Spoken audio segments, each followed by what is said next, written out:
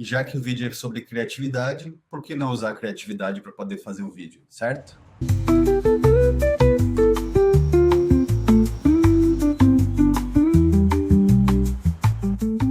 Fala pessoal, tudo bem? Hoje a ideia é tomar um cafezinho aqui e trazer alguns contextos interessantes aqui. Eu separei um tema aqui que eu achei interessante de um livro que eu estava lendo. O livro é o Capitão da Minha Alma, Senhor do Meu Destino, do Napoleão Hill. É um autor que eu gosto bastante. Ele tem trazido, assim, toda vez que eu leio, eu sempre saio bem surpreso e bem, eu acho bem interessante as reflexões que ele me traz. E hoje eu trouxe aqui um tema específico para poder falar, que é a criatividade, né? A criatividade para a gente superar os desafios. E o quanto a leitura, ela ajuda nesse processo, né? Hoje a gente vive num mundo é, muito, entre muitas aspas ali, muito fácil, né? Então você tem tudo muito disponível. Então, por exemplo, né, a gente tem a habitualidade de trocar ali, por exemplo, por que que as séries, os seriados, eles acabam sendo tão viciantes, né? Porque ele não obriga nosso cérebro a pensar, ele não obriga nosso cérebro a raciocinar, a ter criatividade, né? Já a leitura não, a leitura quando ela traz um tema, qualquer que seja o tema, ela te obriga a imaginar. Então, se você é impossível, por exemplo, se eu falar assim, ó, não pensa num elefante azul na sua sala nesse momento. Você vai pensar num elefante azul na sua sala e você vai criar essa imagem. Diferente de um vídeo, né, de um filme, de uma série que você esteja assistindo e você veja aquilo tudo acontecendo de uma forma muito disponível ali para você, né? O seu cérebro ele acaba recebendo aquelas informações, então assim, você não precisa pensar no visual, o próprio vídeo já te dá isso, né? Então ele destreina nosso cérebro a pensar e a poder usar o poder que ele tem de criatividade, da imaginação para poder resolver os problemas, né? E aí esse livro traz umas coisas interessantes. Ele fala, por exemplo, de uma história do... Ele conta um pouco da história do Thomas Edison, né? O Thomas Edison, para quem não sabe, foi o inventor da lâmpada.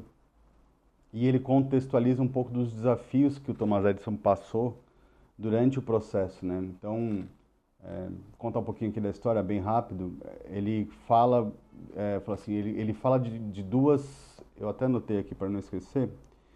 Ele fala de dois tipos, né? Ele fala da leitura como imaginação. E ele fala de dois tipos de imaginação: a imaginação sintética e a imaginação criativa, né? A imaginação sintética é aquela imaginação que combina fatos, ela combina contextos e ideias, né? Então, a grande maioria das patentes, para quem não sabe, a grande maioria das patentes, elas são oriundas de imaginação sintética, né? De criação sintética. O que que acontece? O fato de você já usar um contexto conhecido para poder resolver um problema novo, né? Ou combinações de execuções para um problema novo. Então vamos pegar o exemplo do iPhone, né? O iPhone ou qualquer smartphone hoje em dia. O que que ele trouxe, né, como inovação? Se você pensar, ele trouxe a junção de várias coisas. Então ele trouxe a junção de um music player, né, de um iPod, de um MP3, por exemplo, que existia antigamente, ou de um disco, ou de uma fita. Ele trouxe ele trouxe a combinação com uma câmera, ele trouxe a combinação com um bloco de notas, ele trouxe a combinação com o telefone, e ele juntou tudo isso numa, numa única aplicação, né? Então, qual que foi a combinação, a imaginação sintética aqui? Foi pegar todos esses dispositivos e juntar um só. Mas todos esses dispositivos já existiam, né? Então, guarda essa informação é importante. Quando o Thomas Edison, ele tinha um problema conhecido, né? Que ele sabia que quando você aplicasse uma corrente elétrica num filamento um filamento metálico, esse filamento metálico ele esquentava a tal ponto que ele emitia uma luz, né? Que é o princípio da lâmpada. Então, o que que acontecia? Só que qual que era o problema que ele tinha? Ele não conseguia controlar o calor que ele tinha naquele dispositivo. Então, o que que acontecia? Ele colocava a corrente elétrica ali e aquilo durava alguns segundos e aquilo queimava, aquilo estourava, né? Como, não sei se vocês conhecem, né? Assim, meu princípio eu sou engenheiro elétrico, então ele vem de uma área comum aqui. Então, o que que acontece? Quando você aplica uma corrente num filamento metálico, essa corrente esquenta a tal ponto que ela emite luz, né? Ela esquenta tanto que ela emite luz. O que que acontece? Se você não consegue controlar essa temperatura, ela simplesmente estoura, ela vira um fusível, né? Então ela desarma, ela desconecta, ela interrompe a passagem da energia elétrica pelo grande aquecimento que teve. Guarda essa informação. O que que aconteceu? Ele, num outro momento, num outro contexto, num outro lugar, ele estava ele estava vendo uma fogueira e tal, e lembrou e associou com o processo de carvão, né? O que que acontece com o processo de carvão? Não sei se vocês sabem como é que funciona, como é que é criado o carvão, mas, né, basicamente você põe uma pilha de madeira, você toca fogo naquilo e você enterra aquilo, né? Você abafa aquilo. O que que acontece quando você abafa, né? Se vocês forem lembrar lá dos primórdios né, da nossa escola, a gente tem um triângulo do fogo, né? Então você precisa de calor, oxigênio e o combustível, né? Que no caso é a madeira. Então ele tem o calor, o fogo, ele tem a madeira e ele tem o oxigênio.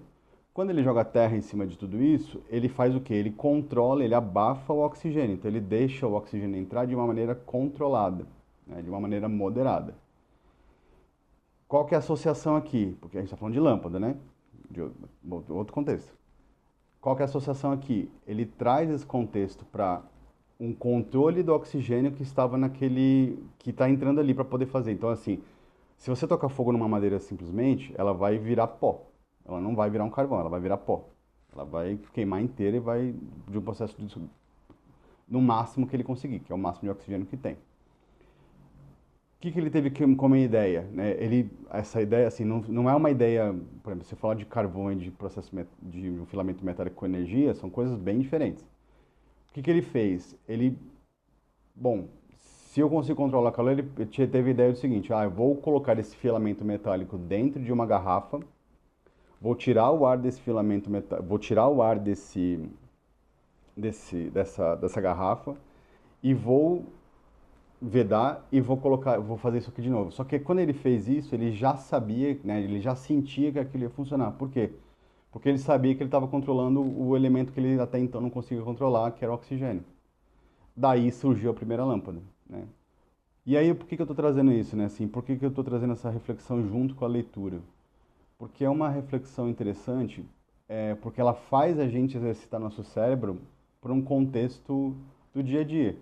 Então, muitas vezes a gente tem problemas de como resolver as coisas, né? E a leitura, ela traz, muitas vezes, por exemplo, eu, eu tô lendo e eu consigo, através da leitura, lembrar associar alguma coisa que eu estou tendo que resolver, ou que eu estou com dificuldade de resolver naquele momento, e aí eu consigo simplesmente transportar fazer uma ligação que aparentemente não tem nenhuma ligação para a resolução do problema que eu preciso, propriamente dita.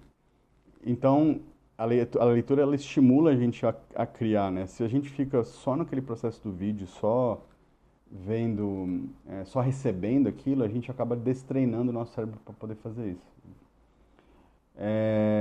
Isso é uma coisa interessante assim num contexto geral.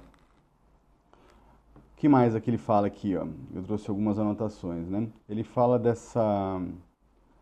uma coisa, essa imaginação criativa, né? Ele diz que ela vem até onde a ciência pode explicar, de uma origem da mente subconsciente, né? Então, assim, a gente não sabe exatamente por quê, né? Que a gente faz essas associações, mas o subconsciente, muitas vezes a gente tem até isso nos sonhos, né? Às vezes a gente está com um problema ali e a gente de repente sonha com uma solução, né? É mais ou menos o mesmo contexto, né? Você traz uma origem, esses fundamentos ali do subconsciente e traz aquilo para o seu dia a dia ali. E você consegue muitas vezes chegar numa conclusão que você até então não tinha, né? Eles chamam isso também de oficina da alma, possivelmente. Bom, que mais? Aqui, ó, ele traz aqui algumas coisas bem interessantes. Então, por exemplo, ele citou aqui as 10 principais características, né, que os homens aplicam ali a sua visão criativa. Ele chamou a atenção para o fato da visão criativa ter sido responsável por todo o progresso humano, né, em várias áreas, em vários países. Então, assim, pensa que tudo que a gente experiencia hoje, que a gente tem a possibilidade de utilizar hoje, foi criado por processos criativos. Imagina que no passado muito remoto, não existia televisão, não existia lâmpada, não existia tudo que a gente conhece hoje, tudo que a gente, o carro, né? Ele dá um exemplo aqui também do Henry Ford com relação ao carro, né? Ele olhava ali, ele tinha lá na época os cavalos, né, que faziam os trabalhos, que puxavam as carroças, e tinha ali alguns tratores que eram movidos a vapor. Então ele trazia um contexto também que ele falava assim, bom, eu quero pegar aquele conceito e transportar para as pessoas, né? Então o trator ele puxava um arado, né? Ele era um trator a vapor, ele puxava o arado, mas ele falou, pô, isso aqui para um carro não dá, para coisas individuais. Mas como é que eu consigo fazer isso? Então ele usou princípios, né? Princípios semelhantes, né? Como por exemplo, no caso do vapor, ele pegou aqui, ele transportou para um processo de combustão para poder sim, né, fazer aquela transferência orbital, né, que é o tipo de movimento que o motor faz ali, né, sempre orbitando, para poder transferir potência para as rodas. Então, assim, tudo que pegando esses exemplos aqui para poder trazer um pouco dessa ideia da visão criativa, né, da importância da visão criativa que existe para a humanidade, né, para tudo que foi criado, para tudo que existe até hoje. E o quanto o nosso papel, né, de continuar isso. A gente tem isso hoje muito fortemente, né? A gente tem uma disrupção muito grande nos dias de hoje com o uso de inteligência artificial, com o uso de associações, né? Então, assim, a parte de tecnologia é uma coisa que está escalando muito rapidamente hoje, né? Eu trabalho numa empresa de tecnologia hoje e a gente vê com uma velocidade muito grande essas coisas escalando, né? É, existe até algum, né, tipo, ligado um pouquinho nesse conceito, um conceito de ansiedade, né? Existe até um acrônimo para isso que é FOMO, né? Que é Fear of Missing Out, que é o medo de ficar fora. Pelo tanto que tem. Isso eu lembro que desde que eu entrei na área de tecnologia, 2018, isso já existia, né? Isso já existia, mas hoje assim, eu vejo isso, eu até de certa forma acabo participando disso também, sofrendo um pouco com isso também, porque é o tempo todo, hoje você vê uma solução, amanhã essa solução já não, que era uma coisa super disruptiva e inovadora, já não é mais, já é uma coisa totalmente diferente, já é uma coisa totalmente ultrapassada ou totalmente normal, né? Então você vê hoje, muito se fala de chat GPT, de um monte de coisa, mas assim, qual que é o uso que a gente dá para isso, né? A gente consegue fazer muito mais coisas, então assim, não simplesmente para ficar interagindo como se fosse um buscador como o Google, mas a gente tem a possibilidade de criar muita coisa, você pode interagir com aquilo, pense que aquilo é um Einstein que está ali à sua disposição para você perguntar o que quiser. Qual que é a diferença disso? A gente simplesmente precisa saber como perguntar. E as pessoas hoje em dia, por falta de leitura, elas não sabem nem como perguntar. É muito difícil você falar, você ter vocabulário sem que você tenha, sem que você exercite a sua leitura constantemente. A gente acaba ficando meio burro mesmo, assim, a gente acaba ficando meio lento e sem vocabulário, né? A mesma coisa quando você vai aprender uma nova língua, né? Se você fica muito tempo sem falar e tal, você acaba perdendo o vocabulário, você acaba esquecendo. Se você treina muitas vezes, tudo que você treina, você tem a tendência de ter uma facilidade maior. Então é isso, assim, eu queria trazer um pouquinho desse conceito de criatividade, da importância da leitura, e depois a gente volta aqui com outras coisas e outros conteúdos. Valeu!